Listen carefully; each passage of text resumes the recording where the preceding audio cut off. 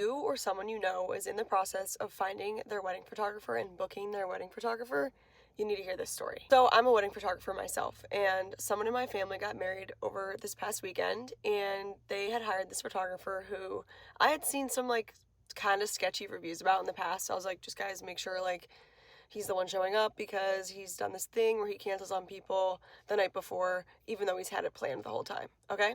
So they were like, no, he said he would be there. They talked, they had an engagement session. Okay, fine. I was like, okay, the wedding's 2 hours away. I don't need to bring my stuff. I'm going to take a weekend off. I'm going to enjoy myself. That's that. So it's the night before. It's about 10:30 p.m. The couple gets a text from this photographer saying, I'm so sorry, I can't make it, blah, blah, blah, paragraph, excuse. I'm sending this person, this other person. Meanwhile, they booked 2 photographers on their contract. Second photographer was supposed to be there. This photographer was now sending just 1 person to cover the day. So I'm like, no, this is wrong. You played with the wrong couple. There's a photographer in their family. Okay, we're not getting away with this. So the timeline's all messed up now. How are they going to get their guys' pictures? They really want a cocktail hour captured. It's like a decent sized venue. Like, this guy totally just screwed them over. Okay.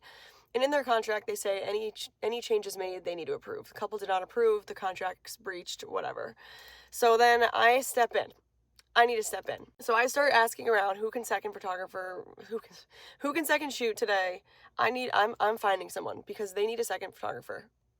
I am finding someone for them. So I end up finding someone, and she comes, she's great, she's amazing. They pay her, and I'm like, you guys need to get money back from this other guy. He was saying how he was going to ask for her photos to use, and I was like, you can't use those photos. You didn't send her. I found her.